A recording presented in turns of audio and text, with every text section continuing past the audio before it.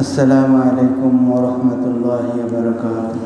وعليكم السلام ورحمة الله. إن الحمد لله نحمده ونستعينه ونستغفره ونؤمن به ونتوكل عليه ونعوذ بالله من شرور أنفسنا ومن سيئات أعمالنا.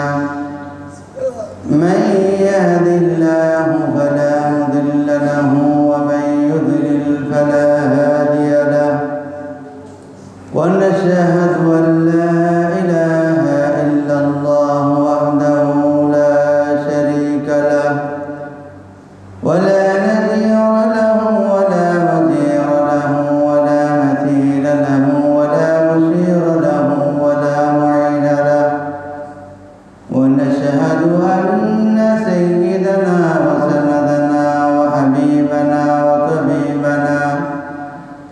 وطبيب قلوبنا وطبيب أرواحنا ومرشدنا ومولانا محمدا عبده ورسوله الذي أرسله بالحق بشيرا ونذيرا وداعيا إلى الله بإذنه وسراجا وقمرا منيرا.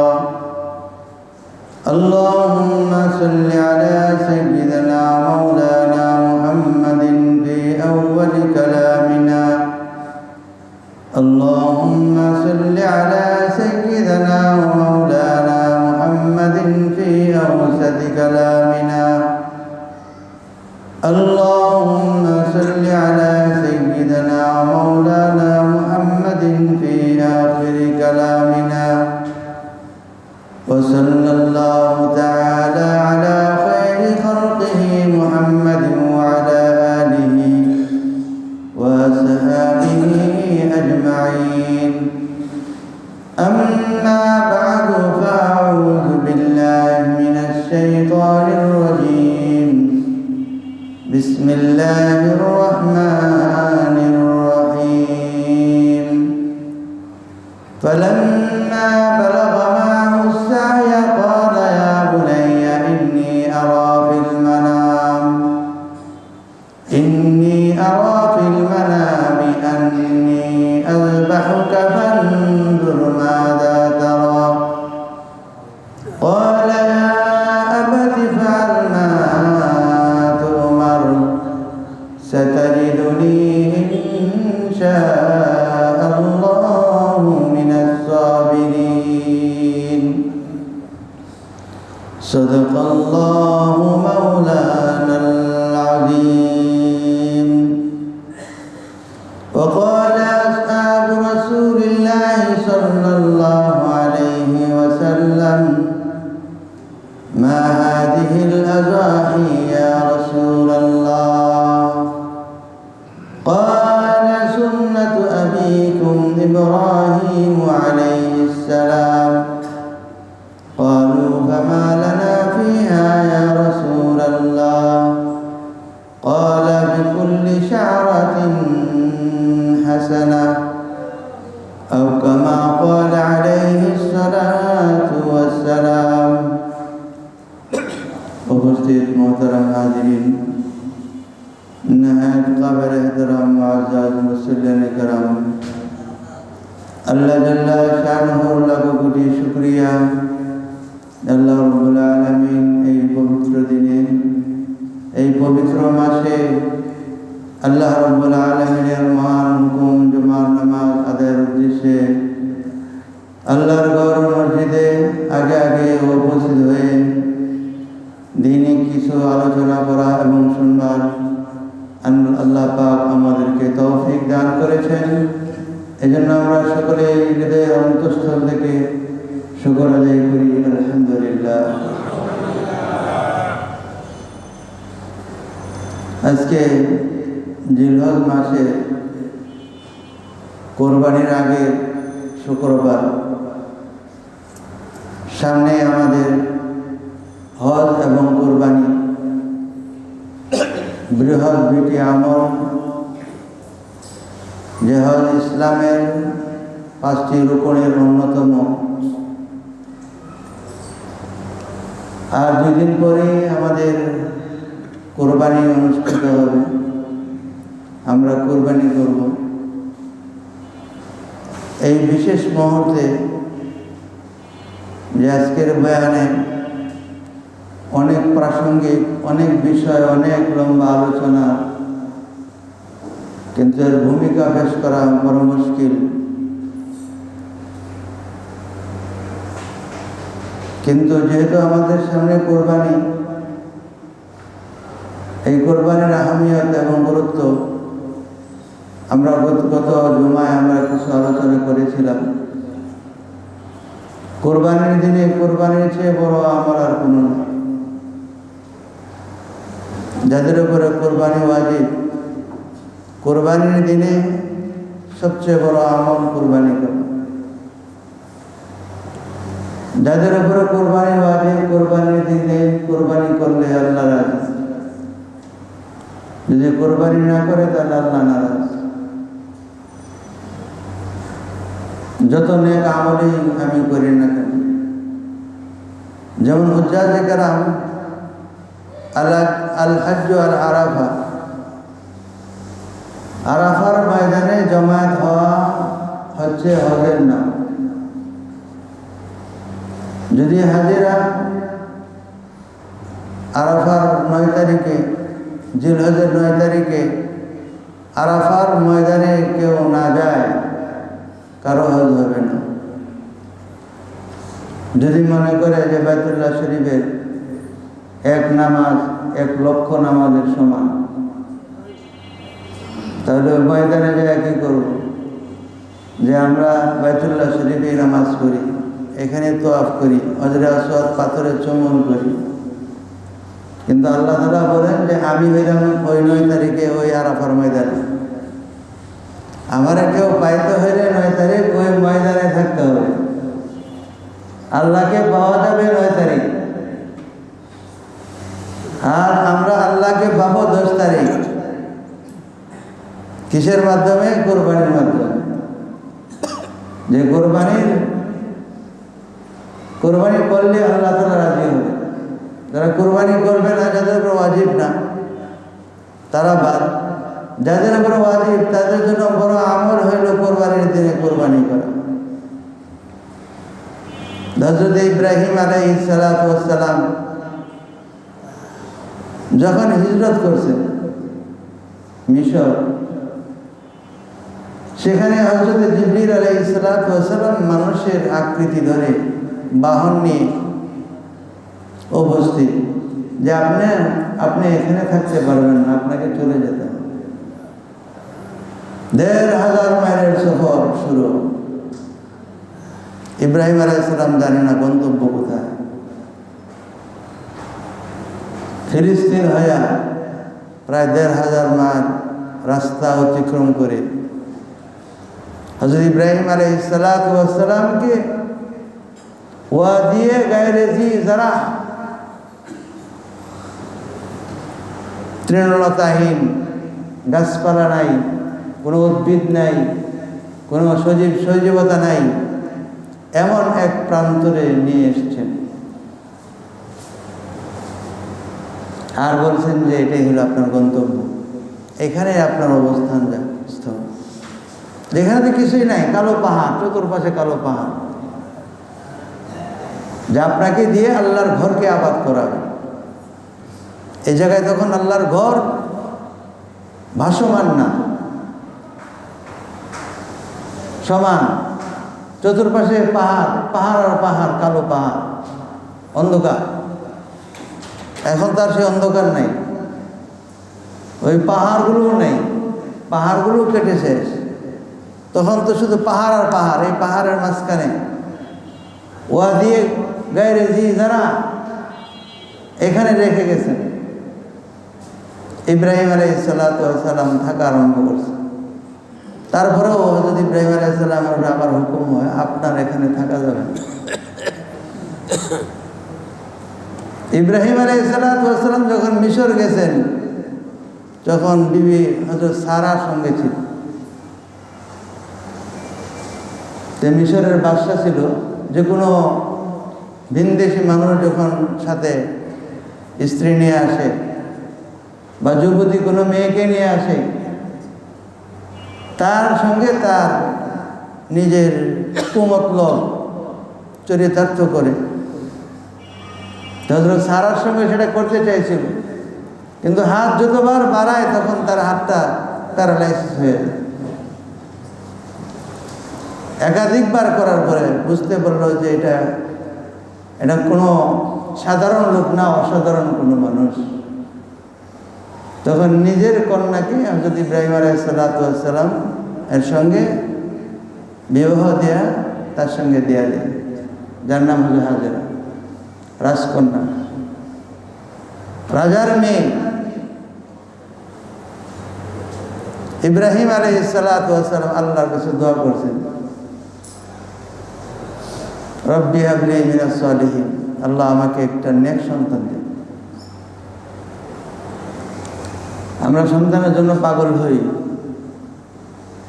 কিন্তু হচ্ছে আম্বিয়া কেরাম তাদের শিক্ষা আমরা নেই, পাগল হয়ে যায় সন্তানের জন্য। কিন্তু ইব্রাহিম আলাইহিস সালাম কি দোয়া করলেন, রব্বি হাবলি মিনাস সালিহিন, হে আমার পরওয়ারদিগার, হাবলি আমাকে সন্তান দান করুন, মিনাস সালিহিন, নেককার। তো যদি ইব্রাহিম আলাইহিস সালামকে ফাবাশশারনাহু বিগুলামিন হালিম, সুসংবাদ দিলেন, নবীর দোয়া কবুল হয়। ইব্রাহিম আলাইহিস সালামের দোয়া কবুল হয়ে গেছে, মঞ্জুর হয়ে গেছে। হযরত ইসমাঈল আলাইহিস সালাম জন্মগ্রহণ করে। ওই ইসমাঈলকে নিয়ে সঙ্গে নিয়ে ওয়াদি গায়রে যারা এখানে নিয়ে আসছেন, এবং হুকুম হইল যে আপনাকে চলে যেতে হবে। এখানে কি আছে? কিছুই নাই, কোনো সামান নাই, কোনো খাবার দাবারের কোনো ব্যবস্থা নাই। কিন্তু আল্লাহর হুকুমের বাহিরে নবীরা চলে না, যখন যেভাবে হুকুম সেভাবেই তারা আমল করে। হযরত ইব্রাহিম আলাইহিস সালাম ওটের লাগাম ধরে তিনি চলছেন, হযরত হাজেরা তিনিও পিছনে পিছনে যাইতেছেন। প্রায় 2.5 কিলোমিটার 3 কিলোমিটার পর্যন্ত পিছনে পিছনে গেছে। এইভাবে আপনি রেখে যাচ্ছেন। যারা বাইতুল্লাহ শরীফে হজ নসিব হয়েছে, আপনারা জানেন যে একটা বাইতুল্লাহ থেকে একটা রাস্তা বের হয়েছে, ইব্রাহিম খলিল রোড। এর মাথায় একটা ব্রিজ আছে, বলে যে কুদাই ব্রিজ। এই পর্যন্ত যদি হাজেরা আলাইহিস সালাম গেছেন, পরে বলছেন যে এটা কি আল্লাহর হুকুম, ইশারাতে বলছেন যে আল্লাহর হুকুম। নবী যেমন হয়, নবীর স্ত্রী এরকম। তাহলে যদি আল্লাহর হুকুম হয়ে থাকে, তাহলে যে আল্লাহ তাআলা হুকুম করছেন, সেই আল্লাহ তাআলা আমাদেরকে এই পাহাড়ের মাঝখানে ওয়াদি গায়রে যারা এখানে আল্লাহ বাঁচাইয়াও রাখতে পারে। সুবহানাল্লাহ, কল্পনা করা যায় 86 বছর বয়সে আল্লাহ সন্তান দিয়েছেন, আর এই সন্তানকে চোখের আড়াল হইতে কে দেয়? কিন্তু সেখানেও এটাই তো কুরবানি, এটাই কুরবানি। 2-3 দিন ছিলেন, 3 দিন একটা ছাপড়ার মতো ঘর করে রেখে গেছিলেন। তো যদি কেউ এমন ঘরের মধ্যে থাকে, ভিতর থেকে বাহিরে দেখা যায়, কিন্তু বাহিরের দূরে থেকে ভিতর কেউ দেখতে পায় না। তো হাজরা তো সব দেখতেছেন, কিছুই নাই, কিছুই দেখা যায় না। ওই এক স্বামীর দিকে তাকায় আছেন, তাকায় থাকতে থাকতে 1 বছর গেছে। 1 বছর পরে দেখেন যে একটা উড় আসছে। ভাবলেন যে পিতার ছায়া, স্ত্রী, তার স্বামী হলো তার স্ত্রীর ছায়া, তিনি আসছেন ঠিকই। ইব্রাহিম আলাইহিস সালাম বললেন যে আমি যে উটের উপরে সওয়ার হয়ে আছি, এই সওয়ারি থেকে নামা যাবে না, আল্লাহ, নামা যাবে না, শুধু তোমাদেরকে দেখার জন্য শুধু আসছে। এটা হক, সন্তানের হক, স্ত্রীর হক, দেখে যাবে, আর হুকুম নেই। হাজারা বললেন যে আপনি তো নাই, বাকি আল্লাহ তাআলা কুদরতিভাবে আল্লাহ আমাদের জন্য পানির ব্যবস্থা করে দিয়েছেন, এই পানি দিয়ে আপনার হাত পাগুলো ধুয়ে দিই। আল্লাহ, এই পানি দিয়ে আপনার হাত পা আমি ধৌত করে। হযরতে ইসমাঈল আলাইহিস সালাতু ওয়াস সালাম মায়ের বুকের দুধ শূন্য হয়ে গেছে, পানি নাই, দৌড়াদৌড়ি করতেছেন, একবার সফা একবার মারওয়া, একবার মারওয়া একবার সফা, এরকম ভাবে পানি কোথায় থেকে পাবেন? এভাবে 7টা চক্কর দিয়েছেন। 7ম চক্করে হযরতে হাজেরা আলাইহিস সালাতু ওয়াস সালাম ভাবলেন, দেখা যায় ওখানে একটা ঝাপসা ছায়ার মতো, যাবার সন্তানের কিছু হইল কিনা, কেউ তাকে হত্যা করে ফেললো কিনা, বা কোনো একটা ঘটনা ঘটলো কিনা। আয়েশা দেখে, সুবহানাল্লাহ, যে বাচ্চা পানির অভাবে পিপাসা কাতরাইতেছিল, তার পায়ের গোড়ালি যে মাটির মধ্যে পদাঘাত করতেছিল, সেখান থেকে পানির ফোয়ারা বেড়ে গেছে। তখন হাজেরা বলছিলেন, জামজাম, হে পানি থামো, হে পানি থামো। চতুর্পাশে বাঁধ দিয়ে দিলেন, কুয়া হয়ে গেছে। মুআররিখিন লেখেন, যদি হযরত হাজেরা আলাইহিস সালাতু ওয়াস সালাম যদি বাঁধ না দিতেন, তাহলে সমস্ত আরবের মানুষরা এই পানি পায় না। সেখানে কি আছে?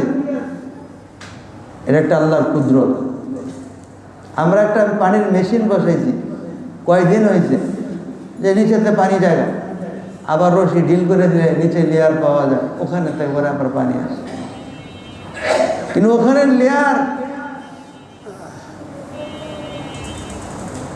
এই পানির পরীক্ষা করা হয়েছে তায়েফ পর্যন্ত, যে এটার সংযোগটা কোন পর্যন্ত আছে। দেখে যে এই কূপের পানির কোনো লিঙ্ক কোথাও নেই। সুবহানাল্লাহ। যখন মেশিন স্টার্ট দেয়, এখন না মেশিন স্টার্ট দেয়, আগে তো বালতিতে পানি ওঠানো হয়, বালতিতে পানি উঠাইলে 1 বালতি পানি তো কমছে, 2 বালতি পানি তো কমছে, কিন্তু কুয়া যেমন ছিল তেমনই আছে। আর এখন তো শক্তিশালী মেশিন লাগাইছে, মোটর পাম্প লাগাই দিছে, যে পানির লেয়ারের কোনো লিঙ্ক নেই কোনো কিছুর সাথে, সেখান থেকে হাজার হাজার লক্ষ লক্ষ কোটি কোটি টনকে টন পানি উঠতেছে, মানুষ বিভিন্ন দেশে নিয়ে যাচ্ছে, কিন্তু ওই পানি অবিরাম উঠছে তো উঠছে, তার কোনো কমতি হচ্ছে না।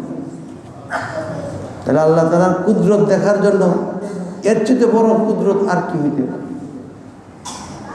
হযরত ইসমাঈল আলাইহিস সালাতু ওয়াস সালামকে এইভাবে লালন পালন করছেন 12-13 বছর বয়স। একদিন আসছেন, আয়েশা বলছেন যে তাকে নিয়ে ঘুরতে যাই। কোথায় ঘুরতে যাবে? যে আল্লাহ তাআলার হুকুম হয়েছে তার উপর। কি হুকুম? فلما بلغ معه السعي قال يا بني إني أرى في المنام يا بني إني أرى في المنام أني أذبحك فانظر ماذا ترى قال يا أبت افعل ما تؤمر। যখন পিতার সহযোগিতা করতে পারে, সাহায্য করতে পারে সন্তান, ফালাম্মা বালাগা মা'হু সা'য়া, আগে তো ছোট ছিল, মারও সহযোগিতা করতে পারে না, বাবারও সহযোগিতা করতে পারে না। যদি সহযোগিতা করতে পারতো, তাহলে তো ওই পানি পাওয়ার মুহূর্তে মাকে বলতো, মা তুমি বিচলিত হয়ে না, আমি পানি ব্যবস্থা করছি। মাও কত তৃষ্ণার্ত ছিল, সে তো বলার অপেক্ষা রাখে না, সেও তো পানি পায় না। কিন্তু আল্লাহ তার এই যে দৌড়াদৌড়ি করছে, দৌড়াদৌড়ি কেমন পছন্দ করছে, যে আজীবন পর্যন্ত আল্লাহ তাআলা উম্মতে মুহাম্মাদের উপরে এটা ওয়াজিব করে দিছে, কোনো হাজি হজ করবে আর হাজেরার ওই যে 7টা চক্কর লাগাইছে ওই চক্করগুলো দিবে না, তার হজ কবুল হবে, তার হজ হবে না। সুবহানাল্লাহ। যখন 13 বছর বয়স হয়েছে ইব্রাহিম আলাইহিস সালাম আসছেন, আয়েশা বলছেন যে ইয়া বুনাইয়া ইয়া বানিয়া ইয়া বুনাইয়া, আপনাদের কি বুঝাবো? একটা হলো যেমন আমরা বলি হ্যাঁ ছেলে, এটা হলো ইয়া বানি, আরেকটা হলো হ্যাঁ আমার আদরের লাল। মানে যে যেভাবে নিজের সন্তানকে ছোট বাচ্চা ছোট অবস্থায় যেভাবে আদরের সাথে আদর করে সোহাগ করে যে ডাকে এমন অর্থ দেয় ইয়া বুনাইয়া ইন্নী আরা ফিল মানাম আন্নী আযবাহুকা, আমি স্বপ্ন দেখছি আমি তোমাকে জবাই করতেছি, কুরবানি করতেছি। আমাদের দেশের মায়েরা হইল যে স্ত্রীর হক নাই, হক আদায় করার নাই, ছেলের খবর নাই, স্ত্রীর খবর নাই, এখন আইসা বলেন যে জব করতেছি, মানবে এটা কোনোভাবে সম্ভব? হ্যাঁ, এলাকার মানুষ সহ ধরে নিবি যে মিয়া কোথায় থেকে আসছো, এখন আইসা তুমি স্বপ্ন লয়ে আইছো, আর নবীর স্বপ্ন ওই ইন্নী আরা ফিল মানামি আন্নী আযবাহুকা ফানজুর মাযা তারা। তো ইব্রাহিম আলাইহিস সালাম তার কাছে পরামর্শ চাইছেন, দেখো কি করবে। ছেলেও কেমন স্বপ্ন দেখছেন আপনি, আপনি আমারে বলেন যে আমি কি করব, স্বপ্ন না আপনি বাস্তবায়ন করবেন, স্বপ্ন বাস্তবায়ন করার কাজ দায়িত্ব হলো আপনার, কারণ স্বপ্ন তো আপনি দেখছেন, আমি দেখি না। আল্লাহ।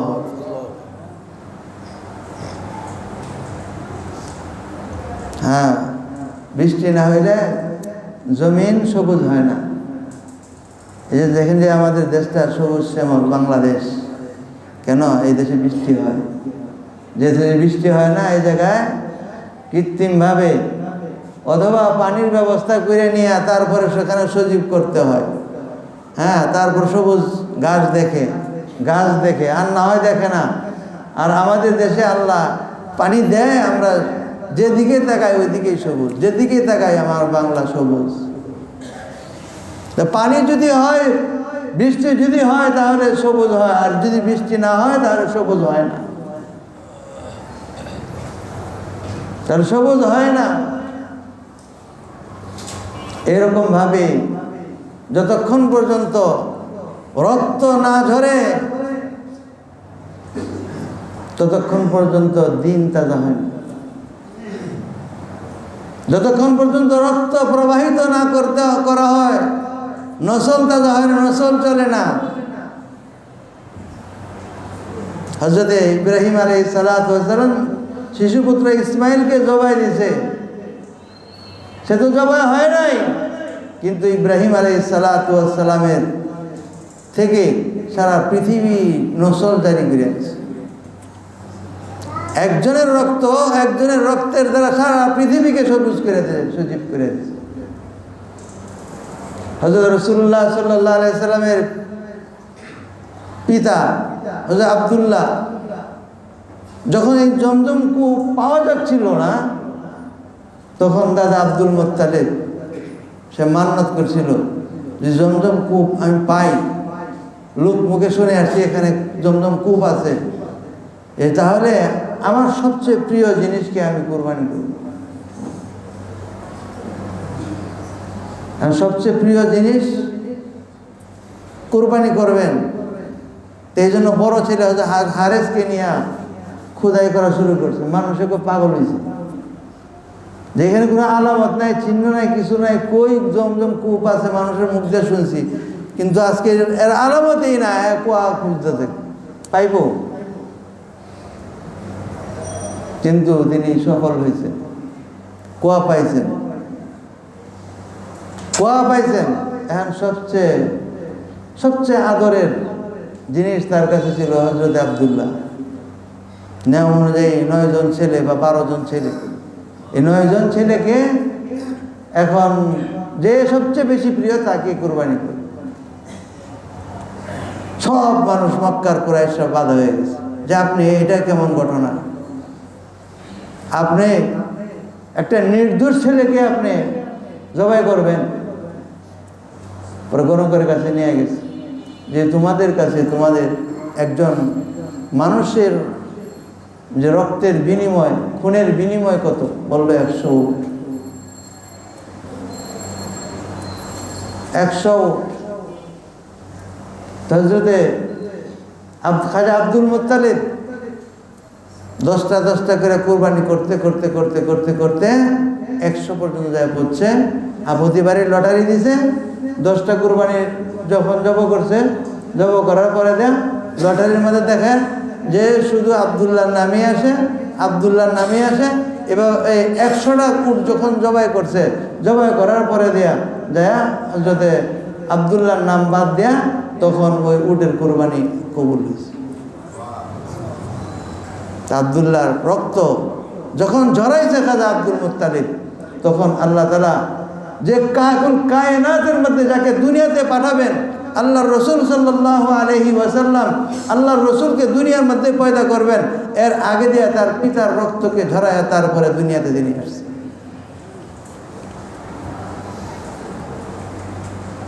হযরত ইব্রাহিম আলাইহিস সালাতু ওয়াস সালাম যখন মিনার দিকে হযরত ইব্রাহিম আলাইহিস সালাম যখন মিনার দিকে হযরত ইসমাঈলকে নিয়ে যান, মিনার মধ্যে যে 3টা জায়গা আছে যাকে বলা হয় জামরায়ে উলা, জামরায়ে উসতা, জামরায়ে কুবরা। আমরা যাকে ছোট শয়তান, মেজো শয়তান, বড় শয়তান বলে জানি। 3টা পিলার বর্তমান চিহ্ন হিসেবে দেওয়া আছে, সেখানে তালা করে দেওয়া হয়েছে মানুষের পাথর মারার সুবিধার্থে। যখন বড় জামারার কাছে গেছে, শয়তান বলছে যে মিয়া ইব্রাহিম, যে আল্লাহকে সন্তুষ্ট করা অনেক উপায় আছে, নিজের এরকম বুড়ো বয়সে সন্তান আল্লাহর কাছে চায়া পাইছো, তারে জবাই করে তুমি আল্লাহরে খুশি করবার চাও, উপায় তো আরও আছে, ওই উপায়গুলোকে তুমি গ্রহণ করো, এটা কেন? তখন ইব্রাহিম আলাইহিস সালাম বলছেন যে এটা তো আর কেউ হইতে পারে না, এটা শয়তান ছাড়া আর কেউ না, এই জন্য ঢিল মারছে। 1 বার 2 বার 3 বার এরকম ধোঁকা দিছে, 3 বার ঢিল দিছে। আল্লাহ তাআলাও ইব্রাহিম আলাইহিস সালামের এই কাজটা এমন পছন্দ করছে যে আজীবনের জন্য হাজিদের জন্য হজের মধ্যে এই জামারার মধ্যে 3 বার এই পাথর নিক্ষেপ করা, এটাকে আল্লাহ তাআলা ওয়াজিব করে দিয়েছে। যেমন এখন আমাদের হাজী সাহেবরা সব মিনায় অবস্থান করতেছে, মিনায়, সেখান থেকে তারা যাবে আরাফায়, আরাফা থেকে যখন মুজদালিফা ফিরবে, মুজদালিফা থেকে তারপরে রাত্র জাগরণ করে সকালবেলায় তারা ওই বড় শয়তানটারে পাথর মারার জন্য আসে। সবচেয়ে বড় ইন্টারেস্টিং হজের মধ্যে একটা অনেক কষ্টের পরে দেও এখানে স্বস্তি পাওয়া যায়। হারাম থেকে মিনার দিকে আসতে, মিনার হাতের ডান দিকে উপরের দিকে তাকাইলে দেখা যায় যে ইব্রাহিম আলাইহিস সালাতু ওয়াস সালাম হযরত ইসমাঈলকে যে জায়গার মধ্যে শোয়া জবা করছিলেন, ওখানে একটা পিলার করে দিছে আলামত হিসাবে যে এই জায়গাটার মধ্যে হযরত ইসমাঈল আলাইহিস সালাতু ওয়াস সালামকে হযরত ইব্রাহিম আলাইহিস সালাম কুরবানি দিয়েছিলেন। চিহ্নিত জায়গা, চিহ্নিত। فلما بلغ معه السعي قال يا بني إني أرى في المنام أني أذبحك فانظر ماذا ترى قال يا أبت افعل ما تؤمر ستجدني إن شاء الله من الصابرين। আব্বা আমাকে ধৈর্যশীল পাবে। তা আমাদের মধ্যে কুরবানি আছে, কুরবানি ঠিকই আছে। হযরত ইব্রাহিম এবং ইসমাঈল তাদের যে মূল কুরবানির জায়গাটা, সেটা হলো ইয়া আবাতি ফাআল মা তুমার, জান্নি আযবাহুকা ফানজুর মাযা তারা, ইয়া আবাতি ফাআল মা তুমার। এটা হলো কুরবানির মূল জায়গা। ওই জায়গার মধ্যে আমরা নাই, আল্লাহর হুকুম মানার মধ্যে আমরা নাই, আমরা আছি শেষটার মধ্যে, আল্লাহর হুকুম মানার মধ্যে নেই। এখানে হুকুম যেটা হযরত ইব্রাহিম এবং ইসমাঈল বাপ বেটা দুইজনে যখন সম্মত হয়ে গেল, ফালাম্মা আসলামা ওয়া তাল্লাহু লিল জাবিন, পিতা জবাই করার জন্য সম্মত, পুত্র জবাই হওয়ার জন্য সম্মত। এটা হলো ফালাম্মা আসলামা, এটার অর্থ হইল ইসলাম। ফালাম্মা আসলামা ওয়াতাল্লাহু লিল জাবিন, এবং তাকে উপর করে শোয়ায় দিল। পৃথিবীর মধ্যে সবচেয়ে বড় ঘটনা, হৃদয় বিদারক। পৃথিবীর ইতিহাসের মধ্যে দুইবার আসমানের ফেরেশতারা কাঁদছে। একবার হইল হযরত মুহাম্মদুর রাসূলুল্লাহ সাল্লাল্লাহু আলাইহি সাল্লামকে যখন তায়েফের কাফেররা যখন পাথর মারছেন, আর পাথরের আঘাত মার খেয়ে বেহুশ হয়ে পড়ে যেতেন, আবার উঠতেন, সারাটা শরীর রক্তে রঞ্জিত হয়ে গেছিল। দুজাহানের যিনি বাদশাহ, সে আজকে এইভাবে আঘাতপ্রাপ্ত, এভাবে যখন তখন আসমানের ফেরেশতারা পর্যন্ত সেখানে তারা চোখ দেয়া পানি জড়াইছিল। তাকে এইভাবে অপমানিত, অপদস্থত, এরকম মাজলুমের জুলুমের শিকার, এটা বরদাস্ত করা যায় না। সেদিন আসমানের ফেরেশতারা কেঁদেছিল। আরেকদিন কেঁদেছিল হযরত ইসমাঈল আলাইহিস সালাতু ওয়াস সালামকে যখন শোয়া দিলেন, ইব্রাহিম আলাইহিস সালাতু ওয়াস সালাম জবাই করার জন্য আসমানের ফেরেশতারা তখন দেখতেছিল যে পৃথিবীর মধ্যে এরকম নজিরবিহীন এমন কোনো ঘটনা আর কখনো ঘটে নাই, যে পিতা তার আদরের পুত্রকে এমন বয়সে এত চাওয়ার পরে আল্লাহর কাছ থেকে সে পেয়েছে, আল্লাহ সুসংবাদ দিয়েছে, সেই সন্তানকে আজকে তারা জবাই করতেছে। কিন্তু আল্লাহ তাআলা ফেরেশতাদেরকে বলছেন যে, হে আমার ফেরেশতারা, দেখো যে কেন আমি আদমকে সৃষ্টি করেছি, কেন আমি মানুষ সৃষ্টি করেছি। ইন্নী জাইলুন ফিল আরদি খলিফা, আমি কেন, দেখো আজকে তারা কি করতেছে, যে তোমাদের কল্পনাও যেটা আসে না। তোমরা চোখ দিয়ে পানি জড়াইতেছো, এটা হলো তোমাদের অন্তরের কাইফিয়ত, তোমাদের এটা একটা অবস্থা। সেদিন হযরত আম্বিয়া কেরাম এর মধ্যে হযরত ইব্রাহিম আলাইহিস সালাতু ওয়াস সালাম যে কুরবানি দিয়েছিলেন, সেই কুরবানির জন্য আসমানের লক্ষ কোটি ফেরেশতারা কেঁদেছিল। হুকুম হয়ে গেছে, আর হুকুমের জন্য পিতা পুত্র দুইজন সম্মত হয়ে গেছে, শোয়া দিছে। কিন্তু আল্লাহ তাআলার ইচ্ছা কিন্তু হযরত ইসমাঈল আলাইহিস সালাতু ওয়াস সালামের জবাই হওয়া এটা ছিল না। কিন্তু শোয়া দিয়েছেন, চাকু চালানোর জন্য আল্লাহু আকবার বইলা ফেলাইছেন। আল্লাহ তাআলা জিবরিলকে বলে, জিবরিল তাড়াতাড়ি যায় ফেরাও, তাড়াতাড়ি যায় ফেরাও। সাত আসমানের উপরে জিবরিল টেনশনে, যে এত দূরত্ব, আসমান জমিনের 500 বছরের দূরত্ব, এভাবে সাত আসমানের উপরের থেকে 1 সেকেন্ডে আমি যখন একটা গরুকে কোরবানি করি, যখন চাকুটা উপরে রাখি, আল্লাহু আকবার বলি, এই আল্লাহু আকবার আর গরুর যে গলা, এই গলার মাঝখানে দূরত্ব কতটুকু। কিন্তু হযরত ইব্রাহিম আলাইহিস সালাতু ওয়াস সালাম তো আল্লাহু আকবার বলে যে চাকু তো উপরে উঠাইছেন, চাকু চালা শুরু। আর আল্লাহ তাআলা হুকুম করছেন জিবরিলকে, তুমি যাও, সেটাকে তুমি প্রতিহত করো এবং বেহেশত থেকে দুম্বা নিয়ে যাও, ইসমাইল যাতে জবাই না হয়। তা হযরত জিবরিল আলাইহিস সালাতু ওয়াস সালাম সাত আসমানের উপরে থেকে চলছেন, আর এদিকে হযরত ইব্রাহিম আলাইহিস সালাতু ওয়াস সালামের চাকু চলতেছে। কিন্তু হযরত ইব্রাহিম আলাইহিস সালাতু ওয়াস সালামের চাকু গলার পৌঁছার আগে দিয়া হযরত জিবরিল আলাইহিস সালাতু ওয়াস সালাম সেখানে দুম্বা নিয়ে ইসমাইলকে সরা দিয়ে জুম্বা শোয়াই দিয়েছে। হযরত ইসমাইল আলাইহিস সালাতু ওয়াস সালাম দৃশ্য দেখতেছেন যে জবাই তো আমি হই নাই, আর মুস্কি হাসতেছেন। তার স্থলে একটা দুম্বা কুরবানি হয়ে গেছে।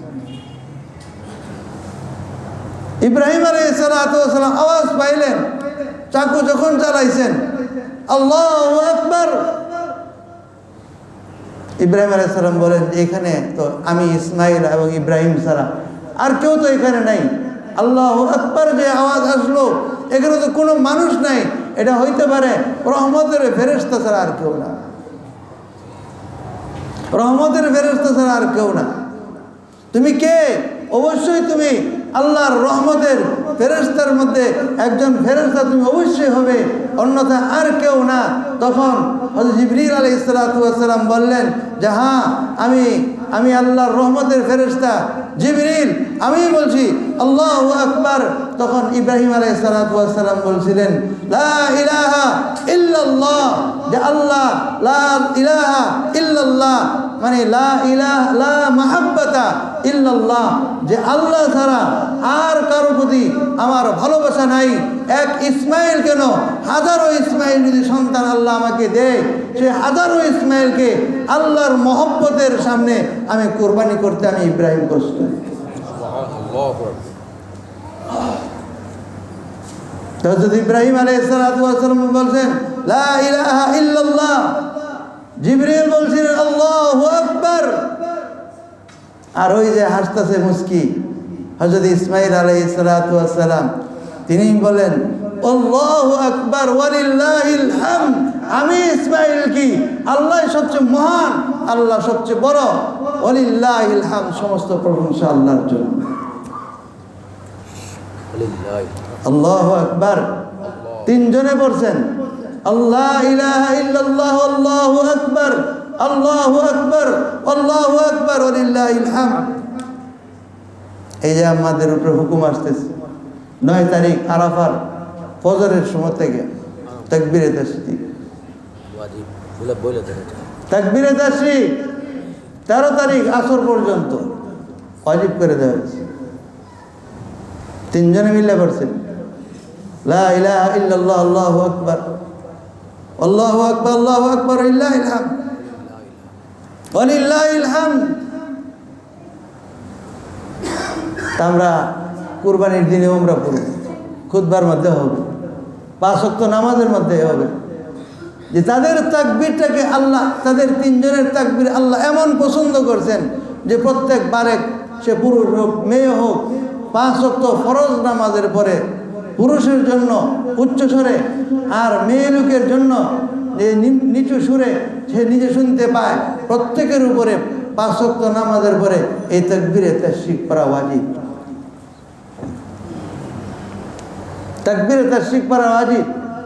ইব্রাহিম আলাইহিস সালাতু ওয়াস সালাম চাকু চালাইছেন, চাকু যায় না, ধার হয় না, যাবে কিভাবে? বিভিন্ন ঐতিহাসিক বিভিন্ন মত আছে যে ইব্রাহিম আলাইহিস সালাতু ওয়াস সালাম এই জন্য জব করতে পারতেছেন না যে আল্লাহ তাআলা ওই যে জিবরিলের মাধ্যমে তার গলার মধ্যে পাত বসায়। কেউ কেউ বলছেন যে এটা তো পাত বসানোর প্রয়োজন নাই। কেন? যে আল্লাহর হুকুম যখন হয়, হুকুম যেমন ইব্রাহিম আলাইহিস সালাতু ওয়াস সালামকে আগুনে ফেলাইছে, আগুনের উপরে হুকুম হয়েছে তুই জ্বালাইস না, জ্বলে আল্লাহর হুকুম হয়ে রয়েছে ইব্রাহিম যাতে জবাহ না হয়। ইব্রাহিম আলাইহিস সালাতু ওয়াস সালাম বলতেছেন যে আমার চাকু মধ্যে তো কোনো দোষ নাই, নিখুঁত, আমি বারবার তাকে শান করেছি, ধার দিয়েছি, কিন্তু তারপর কাটতেছে না কেন? তখন সেখানে সেই লোহা থেকে আওয়াজ আসছে, বা সেখানে আওয়াজ পাইতেছেন যে হে ইব্রাহিম, হে ইব্রাহিম, আল খালিলু ইয়ামুরুহু লিযাবহি, যে খলিল তো সে বলতেছে যে লোহাকে, এই চাকুকে, বিসিকিন যে চাকু, এই চাকু দিয়ে যেন জবাহ হয়ে যায়, ওয়াল জালিলু ইয়ামনাউহু, কিন্তু তার যে মালিক, সে মালিক জবাহ হওয়া থেকে নিষেধ করতেছে, এই জন্য জবাহ হচ্ছে না, এই জন্য জবাহ হচ্ছে না। তো হযরত ইব্রাহিম আলাইহিস সালাতু ওয়াস সালামের এই আমলটা এমন কবুল হয়েছে যে আল্লাহ তাআলা ইসমাইলকে সরায় দেয়া সেখানে জান্নাতি একটা দুম্বা জবাহ করে দিয়েছেন।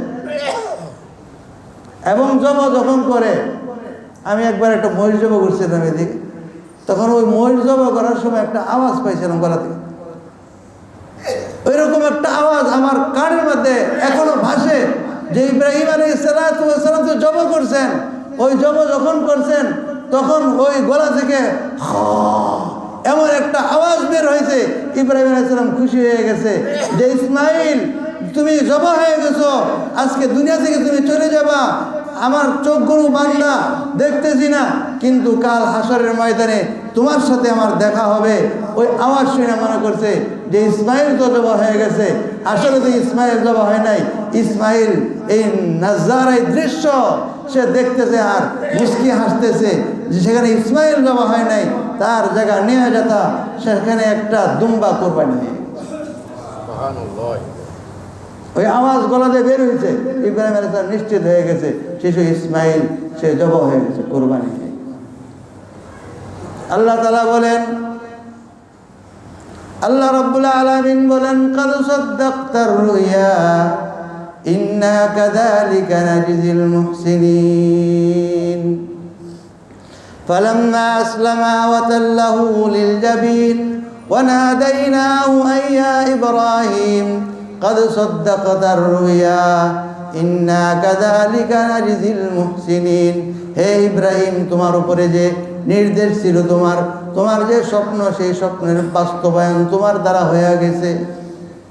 ইন্না কাযালিকা নাজিল মুহসিনিন, নেককারদেরকে আমি এইভাবেই বদলা দিয়া থাকি। ওয়াফাদাইনাহু বিযিবহিন আযীম, এবং তার বিনিময়ে আমি মহান এক কুরবানি ইসমাইলের পরিবর্তে মহান কুরবানির দ্বারা আমি তার কুরবানিকে কবুল করে নিয়েছি। এই জন্য কুরবানির দিনে আমাদের আল্লাহ হলো কুরবানির মধ্যে, আল্লাহকে পাওয়া যাবে কুরবানির মধ্যে। যাদের উপর কুরবানি ওয়াজিব হয়েছে তারা যদি কুরবানি না করে তাদের কুরবানি হবে না। হযরত মুহাম্মদুর রাসূলুল্লাহ সাল্লাল্লাহু আলাইহি ওয়াসাল্লাম তার উম্মত, আমরা এই উম্মতকে কি হালতে রেখে গেছেন, কি অবস্থা রেখে গেছেন। আর এই কুরবানির মধ্যে আমরা কি শিখি? যেখানে আল্লাহর রসুল সাল্লাল্লাহু আলাইহি সাল্লামের পিতা কুরবানি হয়েছেন, যে রক্তের দ্বারা যে রক্তের বিনিময়ে আল্লাহর রসুলকে পাওয়া গেছে, যে রক্তের ইসমাঈল আলাইহিস সালাতু ওয়াস সালাম রক্তের বিনিময়ে গোটা পৃথিবী তরতাজা হয়েছে। যেমন বৃষ্টির পানি ছাড়া সবুজ হয় না, এরকমভাবে যে রক্ত ঝরানো ছাড়া, কুরবানি ছাড়া, আত্মত্যাগ ছাড়া কোনো সফলতা পাওয়া যায় না। কুরবানি করব এরকম খাঁটি ইখলাসের সাথে, কোনো গরজ থাকবে না, কোনো উদ্দেশ্য থাকবে না। তো উম্মত যদি মদ খায়, আল্লাহর হুকুম মানে না, মদ খায় কুরবানি করে, কুরবানি হবে? হালাল উপার্জন লাগবে। রেশওয়াত, সুদের সাথে সম্পর্ক, এমন অর্থ দিয়ে কুরবানি করলে কুরবানি হবে? ঘুষের সাথে সম্পর্ক, লেনদেন, ব্যবসা বাণিজ্য, সুদের সাথে সম্পর্ক, কিস্তি দেয়া, টাকা আইনা সুদের বিনিময়ে কুরবানি করে, কুরবানি হবে? কুরবানি হবে না।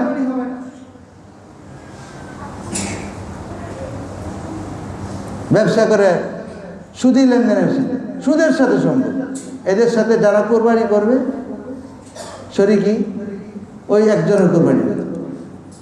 এত সহজ না। ইব্রাহিম আলাইহিস সালাতু ওয়াস সালাম কি ত্যাগটা দিলেন, কি আত্মত্যাগ দিলেন, কি আত্মত্যাগের বিনিময়ে তারপরে আল্লাহর কাছ থেকে এত বড় জান্নাতি কুরবানি হয়ে গেল। এই জন্য আমরা কুরবানি করব খুব সতর্ক, খুব সাবধান। যত পারেন মোটা তাজা গরু দেখা বা খাসি দেখা জবাই করবেন, আপত্তি নেই, কিন্তু হালাল হইতে হবে, হালাল হইতে হবে। উম্মতকে এখান থেকে শিখতে হবে। হযরত ইসমাঈল আলাইহিস সালাম কি বলছেন যে মিনাস সাবিরিন, আমাকে অবশ্যই ধৈর্যশীলদের মধ্যে থেকে পাবেন। কোরবানির মধ্যে মাঠে নামলে দেখা যায় কত মানুষ ধৈর্য হারা হয় জবাই করতে গেলে। গত বছর এমন ছাত্রকে ধমকাইছে, গালি দিছে মা বাপ তুলে। কেন আপনি গালি দিবেন? আপনি জবাই করেন, আপনি জবাই করুন, অসুবিধা কি আছে? আপনি সুন্দর মতো চাক্কু কিনাই না, নিজে জবাই দিয়ে দিয়ে আবার জবাই দেয়, বেচারা তো টাকাও চায় না। আমি এরকম খবর পাইছি, 100 টাকা দিচ্ছি, 80,000 90,000 টাকা দিয়ে আপনি কোরবানি করে যে বেটা জবাই করলে বেটারে আপনি 100 টাকা দেন। আপনার ভিতরে মানবতা আছে, ইনসাফ আছে আপনার? আপনি কি মনে করছেন কোরবানি হয়ে যাবে? কারণ আলেম ওলামা আপনাদের প্রতি কোনো দাবি রাখে না, এর বিনিময়ে কোনো চায় না, আপনি যা দেন তাই নিয়ে চলে যান। কিন্তু যেহেতু আমি কোরবানি করি না, বহু বছর জবাই করি না, জবাব করি না বহু বছর ধরে, কিন্তু ঘটনাগুলো আমার সামনে আসে। আমি এই জন্য এখন মুখে সাহস নিয়ে বলতে পারি, এটা দায়িত্ব নিয়ে বলতে পারি, কারণ আমি এখন কারো টাকা খাই না। আমি জব করে আমি টাকা নিই না, কারণ জবই করি না। কিন্তু যারা জব করতে আসে আপনি জব করাইবেন না, আপনারা আপনি করেন, সমস্যা কি? কিন্তু জব করাইলেন আপনি 90,000 টাকা দেয়, 80,000 টাকা দেয়, তারা 100 টাকা দিয়ে আপনি বিদায় করেন, না দিলেও পারেন। এটা কেমন কথা? এইগুলো ঠিক না। তারপর আবার গালি দেন, জবা হইল না কেন ভালো করে? আরে ভালো করে জবা হইল না কেন? তারা চাকুগুলোকে যথেষ্ট পরিমাণে যত্নের সাথে আগের থেকে প্রস্তুত করে নিয়ে আসে, কিন্তু আপনারা ওই যে যারা লেবার টেবার আছে, আনারি মানুষ বা নিজেরা জীবনে গরুর লেন যাই ধরে নাই, ওই লোকেরা দিয়ে দেয় গরু বানবার লাগে। তার জবাটা হবে কিভাবে? হ্যাঁ, আপনারা নিশ্চিত হবেন, ভালো করে নিশ্চিত করে বান দিয়ে তারপরে জবা করতে দিবেন। এই জন্য আমি বলি হুজুরদেরকে, আপনারা সতর্ক হইবেন, সাবধান হইবেন, মানে ভালো করে ধরেন, ভালো করে, বিশেষ করে মাথাটা ভালো করে ধরেন, দুম ধরেন ঠিক মতো। যখন নিশ্চিত করতে পারবেন তারপরে আপনি চাকু চালাবেন। এখন এই দিক দিয়ে তো কী হইল, একটা জবা করতে করতে যেখানে রয়ে গেছে 10 মিনিট হুজুর হয়ে গেছে, বান্ধ হয়ে গেছে, পড়ে গেছে, হ্যাঁ ফালাই দিছে, আরে খবরই না, আধা ঘন্টা গেছে, 5 করে গেতে গরু খারাই, মানুষ নাই, রশি টানে, রশি নাই, আপনাদের আয়োজনের ব্যবস্থাই তো নাই। ওই দিক দিয়ে আরেকজনে রাগারাগি করতেছে, নিজেদের ত্রুটিগুলোকে দেখবে। যারা জব করে এরা আল্লাহ আল্লাহ মানুষ, এরা 5 ওয়াক্ত নামাজি মানুষ, এদেরকে কষ্ট দিবেন। পারলে টাকা দিবেন, না দিবেন না, অভিযোগ নেই। কিছু তো আমাকে বলছে, আমি জিজ্ঞেস করি যে তুমি কয় টাকা পাইছো? কেউ দিছে, কেউ দেয় না। যারা দিছে কত দিছে? কেউ 100 টাকা দিয়ে, কেউ 200 টাকা দিচ্ছে। এখন গরু কিনেন আপনি 1 লক্ষ টাকা, 70-80 হাজার টাকা নিচে গরু আছে, আপনি 100 টাকা কীভাবে দেন? আপনি দিতে পারেন না। 500 টাকা নিচে তো হয় না, দিতেই পারেন না আপনি 500 টাকা। কেন? 7 জনে কোরবানি দিচ্ছেন, 100 করে দিলে তো 7 জনে 700 হয়। আর উল্টা বেড়া আর কথা শুনে দিলেন। উচিত ছিল যে তাকে সম্মানের সাথে, তার সাথে সম্মানের সাথে আচরণ করা, ব্যবহার করা। যাই হোক, এরপরে যারা কোরবানি দিবেন, হ্যাঁ, নিজেরা সব খাইবেন না, কিছু গরিবদের দিবেন। আল্লাহ রসুল সাল্লাল্লাহু আলাইহি সাল্লাম যে উম্মতের পক্ষ থেকে কোরবানি দিয়েছেন, আপনিও উম্মতের পক্ষ থেকে কোরবানি না দেন, কমপক্ষে উম্মতকে আল্লাহ রসুলের সুন্নাহটা জারি করেন, যে 3 ভাগ করে 1 ভাগ রাইখা দেন, 1 ভাগ আত্মীয় স্বজনকে দেন, 1 ভাগ গরিবদেরকে দেন। এখন বলতে পারেন যে এরা সব জায়গায় ভিক্ষা করে, কি করবো? হোক না এরা প্রফেশন, বেচা হালাল, বিক্রি করে দেয়। হ্যাঁ, যদি বিক্রি করে দেয় এটা তার জন্য হালাল, সৎকার মাল, তার জন্য সৎকার ছিল। কিন্তু হ্যাঁ, যখন মালিক হয়ে গেছে, এখন মালিকানা তার। হযরত বারিরা রাদিয়াল্লাহু আনহু ঘরে গেছেন, হুজুর বলছেন যে বারিরা খাওয়ার কিছু আছে, কারণ তিনি আজাদ করা একজন দাসী, গরিব, তার স্বামী নাই, মানুষ যা দেয় তাই খায়। আল্লাহর রসুল ওই ঘরের মেহমান হয়েছে, মেহমান হয় নাই তো, এটা আমাদের জন্য অনেক মাসলাকে আসান করে দেখেছে। যাই বলছে, বাড়িরা তোমার ঘরে খাবার আছে? হুজুর গরম গুস্ত আছে, বাকি সৎকার মাল।